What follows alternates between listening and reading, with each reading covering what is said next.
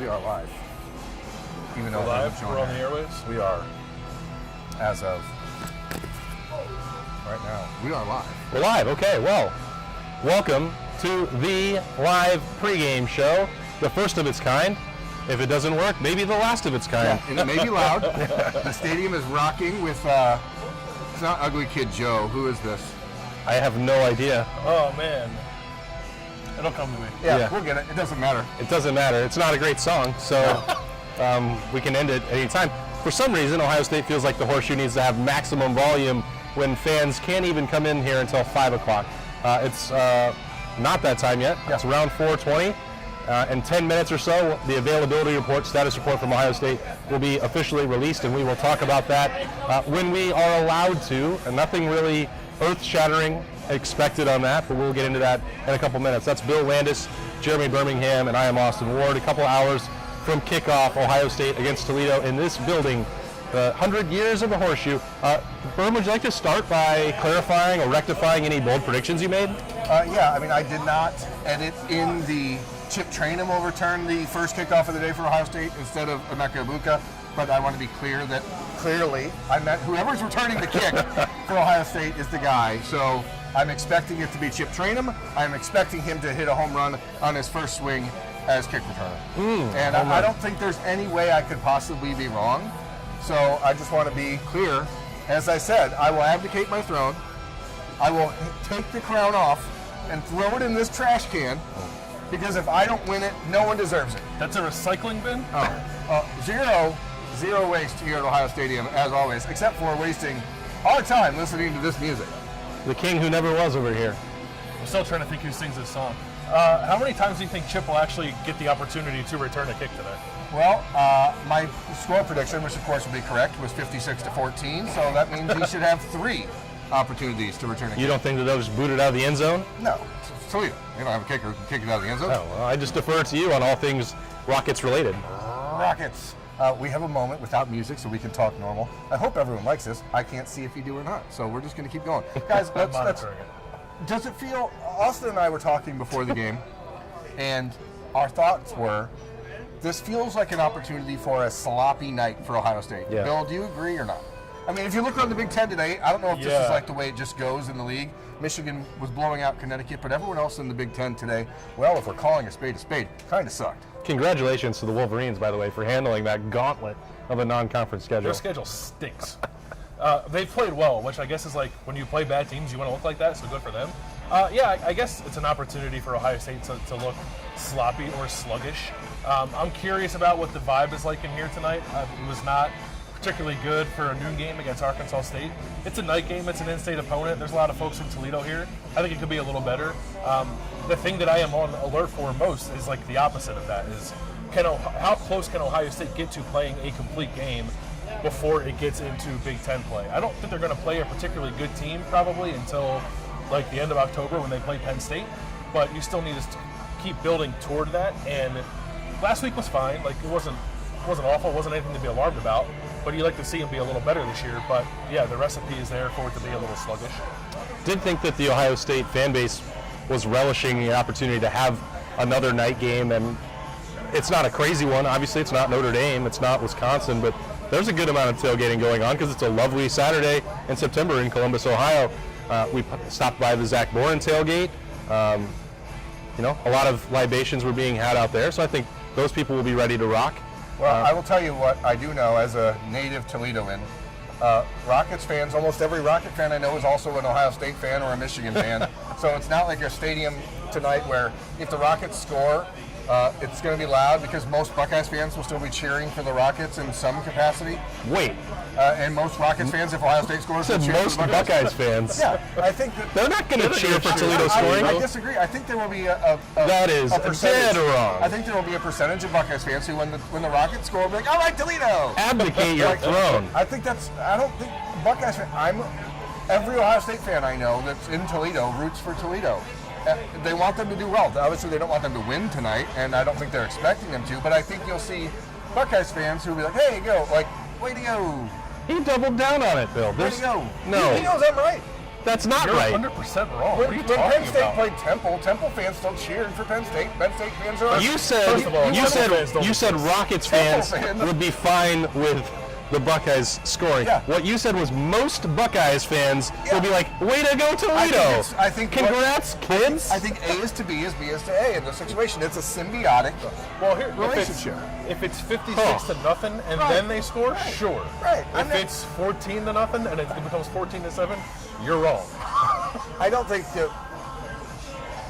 Maybe I'm wrong. Yeah, I think we got there, folks. I don't feel bad about being wrong, and I can admit when I am wrong. I'm a man. I'm 40. I feel like you're the one that took the fireball shot in the parking lot, not me. I did not. Yeah, you sound like you did. That was Faith No More. Faith no more. Yes, that makes I sense. Googled it. That's a real thing? Yeah. They had one song. That was it. Okay. We have, I think, 5 more minutes until we can talk about the availability report. 4 more minutes. Oh, and then we're getting close. So there will be some actual football discussion at some point, I think.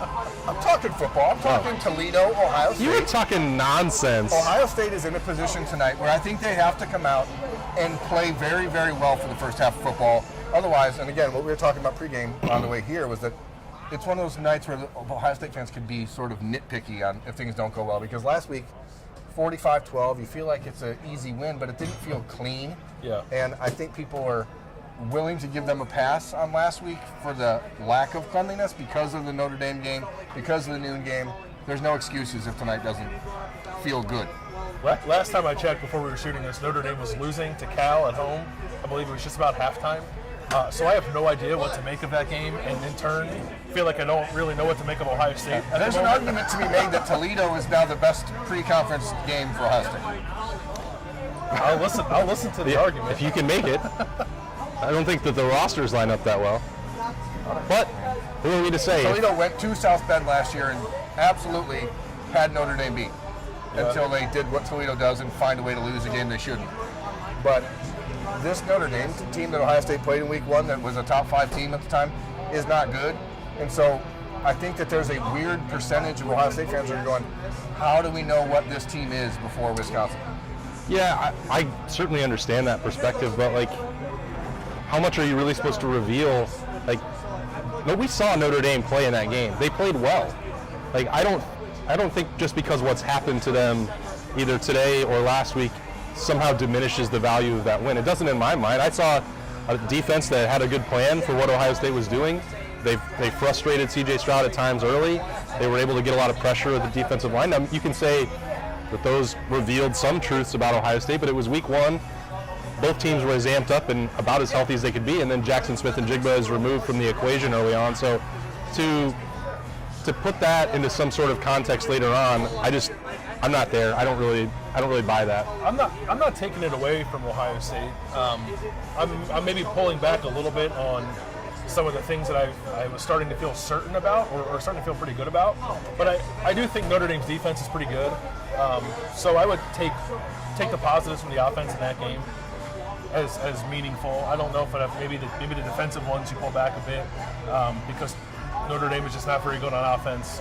Arkansas State is not particularly good on offense. Toledo, the team they're going to play tonight, is not particularly good on offense. Wisconsin, the team they're going to play next week, is not particularly good on offense. So I think we're going to have to continue to wait and see a little bit with Ohio State on the defensive side of the ball. In the meantime, if they're not going to give up touchdowns, great. I mean, that's all they can do is play the team that's in front of them and perform well. But in terms of like narrative and what's fixed and what's not fixed, I think those answers are going to come at a later date on that side of the ball than maybe some of the answers we've gotten so far on the offensive side of the ball. That whole like play who's in front of you thing was something Ryan Day stressed a lot before the Arkansas State game. And then we saw it this week as Nick Saban had a big, one of his splash moments that he always has in early season press conference where someone throws him a softball and he hits a 400-foot home run. Do you think they like have to pick on the Alabama beat? Like, it's your turn to go first. You're pitching today. and Saban made this whole thing about how it doesn't matter who you're playing, blah, blah, blah, blah, blah. Like, it doesn't matter who you're playing. If you want to be a national championship caliber team, Ohio State has to play a great football game every week. That's the way it works. And I thought, played pretty well against Notre Dame. I thought they played better against Notre Dame than they did against Arkansas State just in general. But the competition, you know what, America? This is why preseason polls are stupid.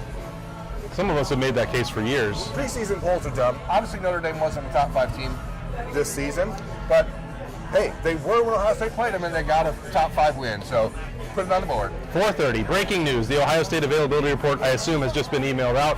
Doesn't matter. We know what's on it. Game time decisions. Jackson Smith-Njigba and Julian Fleming. Not a surprise if you've heard us talk about the way that this week has played out. Ohio State still fully intends to try and get Jackson Smith-Njigba out there. Another B. Now we're 2 out here. So they want to get those guys involved. They want to get some rust off before Big Ten play. They are going to go through pregame warm-ups, and then Ohio State will decide on their availability. Still out, Jordan Hancock, as we have alluded to throughout the week.